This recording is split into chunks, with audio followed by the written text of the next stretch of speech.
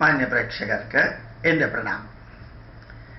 സൂര്യ കൃഷ്ണമൂർത്തിയുടെ പരിപാടിയിൽ ഞാൻ എല്ലാ വർഷവും 6-7 ദിവസം ഒരാഴ്ച നീണ്ടു നിൽക്കുന്ന രാമായണത്തിൻ്റെ ക്ലാസ് എടുക്കാറുണ്ട്. കഴിഞ്ഞ 10-20 വർഷമായിട്ട് തീർത്ഥവാദ മണ്ഡപത്തിലും ക്ലാസ് എടുക്കാറുണ്ട്. 2 സ്ഥലത്തും ധാരാളം കോൺഗ്രസ്സുകാർ വരാറുണ്ട്. വീക്ഷണം പത്രത്തിലെ ഡയറക്ടർ ബോർഡിലുള്ളവരുൾപ്പെടെ വന്നിരുന്നു. എനിക്ക് നല്ല ബന്ധമുണ്ട്. ഒരിക്കലും ഞാൻ നെഹ്റുവിൻ്റെ പ്രണയത്തെക്കുറിച്ച് ഇൻസിഡൻ്റലി പറഞ്ഞു.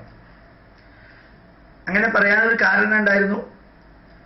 ഈ ശിശുദിനമായിട്ട് നെഹ്റുവിൻ്റെ ദിനം ആഘോഷിക്കുന്നതിൽ എന്തർത്ഥമാണ് ഉള്ളത്? നെഹ്റു ശിശുക്കളെ സ്നേഹിച്ചിരുന്നു എന്നുള്ളത് കൊണ്ട് നെഹ്റുവിൻ്റെ ജന്മദിനം ശിശുദിനം. അങ്ങനെയാണെങ്കിൽ ഒരാൾ കഴുതകളെ സ്നേഹിച്ചിരുന്നു എങ്കിൽ അയാളുടെ ജന്മദിനം എന്തായിത്തീരും? ഒരാൾ പട്ടികളെ സ്നേഹിച്ചിരുന്നുവെങ്കിൽ അയാളുടെ ജന്മദിനം എന്ത് ദിനമായി തീരും? ഒന്ന്, നെഹ്റുവിന് ശിശുക്കളോട് പ്രത്യേകിച്ച് ഡോക്ടർ APJ അബ്ദുൽ കലാമിനെ പോലെയുള്ളവർക്ക് ഉണ്ടായിരുന്നതിൻ്റെ 10,000-ലൊരംശം സ്നേഹം ഉണ്ടായിരുന്നില്ല.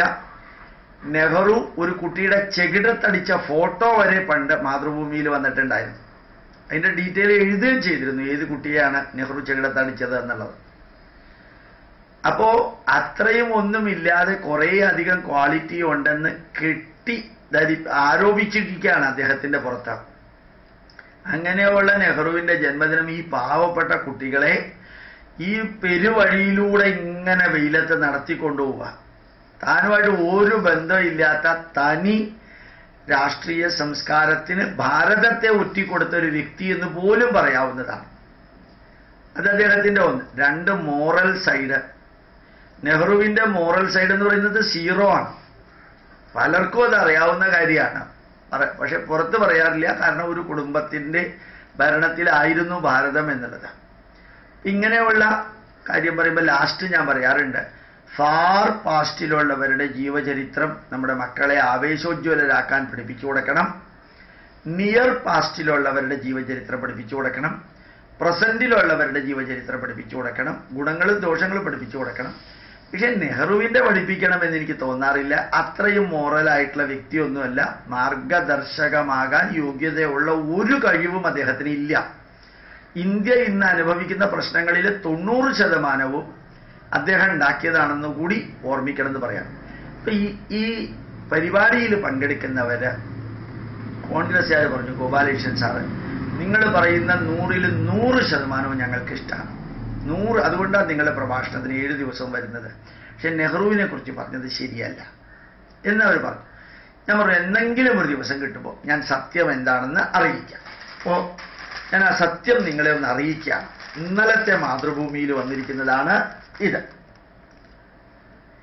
അത് പ്രണയം മാത്രം. ഇനി ഞാനത് വായിക്കാം. നെഹ്റു എഡ്വീന ബന്ധത്തെക്കുറിച്ച് മകൾ പമേല. എഡ്വീന എന്ന് വെച്ച് കഴിഞ്ഞാൽ ലോർഡ് മൗണ്ട് ബാറ്റന്റെ ഭാര്യ. ലോർഡ് മൗണ്ട് ബാറ്റന്റെ ഭാര്യയും നെഹ്റുവും തമ്മിൽ പ്രണയം മാത്രം, ഫ്രണ്ട്ഷിപ്പല്ല, പ്രണയം മാത്രം. മകൾ എഴുതിയ പുസ്തകത്തിലാണ് daughter of empire, my life as a Mountbatten, lady Pamela Hicks അവരെഴുതിയതാണ്. അതായത് ഈ എഡ്വിനയുടെ മകൾ എഴുതിയതാണ്. നെഹ്റുവിനുണ്ടായ മകളാണെന്ന് പറഞ്ഞിട്ടില്ല, പ്രണയം മാത്രമാണെന്ന് പറഞ്ഞില്ല. അത് മൗണ്ട് ബാറ്റന്റെ തന്നെ മകളായിരിക്കും, ഉറപ്പാണ്. ഇനി ഞാനതൊന്ന് വായിക്കാം. ഇത് വായിക്കാൻ കാരണം നല്ല പൈതൃകവും ധന്യമായിട്ടുള്ള കാര്യങ്ങൾ പറയുന്നതിനിടയ്ക്ക് ഈ കാര്യങ്ങൾ എന്തിനാ സാറേ നമ്മൾ അപ്ലോഡ് ചെയ്യുന്നതെന്ന് ചോദിക്കുന്നവരുണ്ടാവും. അവർക്ക് വേണ്ടിയാണ് ഞാൻ ആ ഇൻട്രൊഡക്ഷൻ കൊടുത്തത്. ചില വ്യക്തികൾക്ക് ഞാൻ നെഹ്റുവിനെ കുറിച്ച് പറഞ്ഞത് തികച്ചും ഇഷ്ടപ്പെടാതെ പോയിരിക്കുന്നവർക്കൊരു പ്രൂഫ് കൊടുക്കണ്ടേ? അല്ലെങ്കിൽ ഗോപാലകൃഷ്ണൻ വായിൽ തോന്നിയതൊക്കെ പറയുന്നു എന്ന് പറയില്ലേ? ന്യൂഡൽഹി ആദ്യ പ്രധാനമന്ത്രി ജവഹർലാൽ നെഹ്റുവും ബ്രിട്ടീഷ് രാജ്ഞിയുടെ അവസാന വൈസ്രോയി മൗണ്ട് ബാറ്റൻ പ്രഭുവിൻ്റെ ഭാര്യ എഡ്വിനയും പരസ്പരം ബഹുമാനിക്കുകയും തീവ്രമായി പ്രണയിക്കുകയും ചെയ്തിരുന്നത് എഡ്വിനയുടെ മകൾ പമേല ഫിക്സ് തീവ്രമായി പ്രണയിക്കുകയും ചെയ്തിരുന്നു എന്ന് എഡ്വിനായുടെ മകൾ പമേല ഫിക്സ്. തീവ്രമായി പ്രണയിക്കുക എന്ന് പറഞ്ഞു കഴിഞ്ഞാൽ എന്താണെന്ന് മനസ്സിലായല്ലോ ഇല്ലേ? അതൊരിക്കലും ശാരീരിക ബന്ധമായിരുന്നില്ലെന്നും ഇത് സംബന്ധിച്ച ഗോസിപ്പുകൾ തള്ളി പമേല പറഞ്ഞു. ഇനി ശാരീരിക ബന്ധം നടത്തിയിട്ടില്ലെന്ന് മകൾ പറഞ്ഞത് വളരെ നന്നായി. നടത്തുകയാണെങ്കിൽ മകളെ കാണിച്ചുകൊണ്ടായിരിക്കില്ലല്ലോ നടത്തുക എന്ന് സാധാരണക്കാരൻ്റെ ഒരു ചോദ്യം. Daughter of empire life as a Mountbatten എന്ന പുസ്തകത്തിലാണ് പമേല ഇരുവരും തമ്മിലുള്ള ബന്ധം വിശദീകരിക്കുന്നത്. 2012 ബ്രിട്ടനിൽ പ്രസിദ്ധീകരിച്ച പുസ്തകം അടുത്തിടെ ഇന്ത്യയിലെ വിപണിയിലെത്തി. അമ്മയും നെഹ്റുവും കൊട്ടേഷനിലാണ്, അമ്മയും നെഹ്റുവും അഗാധമായി സ്നേഹം പങ്കിട്ടിരുന്നു. തുല്യതയും ഭൗതികതയിലും ഊന്നിയായിരുന്നു ആ ബന്ധം. തീവ്രമായി ആഗ്രഹിച്ചിരുന്ന ചെങ്ങാത്തം അമ്മ പണ്ഡിറ്റ് ജിയിൽ കണ്ടെത്തി. പമേല പറയുന്നു, നെഹ്റു എഡ്വിനയ്ക്ക് അയച്ച കത്തുകൾ പരിശോധിച്ചാണ് അവർ ഈ നിഗമനത്തിൽ എത്തുന്നത്. അപ്പൊ സോളിഡ് പ്രൂഫുണ്ട് കത്തുകളൊക്കെ. 1947 മൗണ്ട് ബാറ്റനൊപ്പം എഡ്വിനയും മകളും ഇന്ത്യയിലെത്തുന്നത്. ഇവരുടെ ബന്ധം തളിരിടുന്നത് 17കാരിയായ താൻ സാക്ഷിയായിരുന്നു എന്ന് പമേല ഓർമ്മിക്കുന്നു. അതും ഗംഭീരമായിട്ടുള്ള പ്രൂഫാണ്. പിന്നീട് ഈ ബന്ധത്തെക്കുറിച്ച് കൂടുതൽ അറിയാൻ ശ്രമിച്ചു. പ്രണയത്തിനപ്പുറം എന്തെങ്കിലുമുണ്ടോ എന്നറിയാൻ താൻ ആഗ്രഹിച്ചെന്നും അവർ പറഞ്ഞു. കത്തുകൾ വായിച്ചു കഴിഞ്ഞപ്പോൾ അങ്ങനെയൊന്നും സംഭവിച്ചിട്ടില്ലെന്ന് എനിക്ക് ബോധ്യമായി. ഇനി അഥവാ സംഭവിച്ചിട്ടുണ്ടെങ്കിലും അതൊക്കെ കത്തുകളിൽ എഴുതുമോ എന്നുള്ളതൊരു സംശയം മാത്രമല്ല അതിനുള്ള അവസരമോ സമയമോ അവർക്കുണ്ടായിരുന്നില്ല. ശാരീരികമായിട്ട് ബന്ധം പുലർത്താൻ നമുക്ക് ആവശ്യമായിട്ടുള്ള സമയം 1.5 വർഷം 2 വർഷമൊക്കെ ആണല്ലോ എന്നുള്ളത് കൂടി ഒന്ന് ചിന്തിക്കണം. അതിനുള്ള സമയമോ അവസരമോ ഉണ്ടായിരുന്നില്ല. പരസ്പരം കണ്ടപ്പോഴൊന്നും അവർ ഒറ്റയ്ക്കായിരുന്നില്ല. പോലീസും പരിചാരകരും ഒക്കെ എല്ലായ്പ്പോഴും ഒപ്പമുണ്ടായിരുന്നു. ഇനി അഥവാ ഇവരൊന്നും ഇല്ലാതിരുന്ന സമയത്ത് ഇല്ലാതിരുന്നു എന്ന കാരണത്താൽ തന്നെ ഇല്ലായിരുന്നു എന്ന് പറയാനും പറ്റില്ലല്ലോ. മകളും കൂടി ഉണ്ടെങ്കിൽ ആരും കൂട്ടത്തിലുണ്ടായിരുന്നു എന്ന് പറയാൻ പറ്റില്ലല്ലോ, ഇല്ലായിരുന്നു എന്ന് പറയാൻ പറ്റില്ലല്ലോ. അതുകൊണ്ട് ആ വരികളുടെ ഉള്ളിലുള്ള അർത്ഥം നല്ല രസമായിട്ട് തോന്നി. ഈ വാദം സമർത്ഥിക്കാൻ മൗണ്ട് ബാറ്റന്റെ ADC ആയിരുന്ന ഫ്രെഡി ബേണബി അറ്റക്കിൻസിനെ പമേല കൂട്ടുപിടിക്കുന്നു.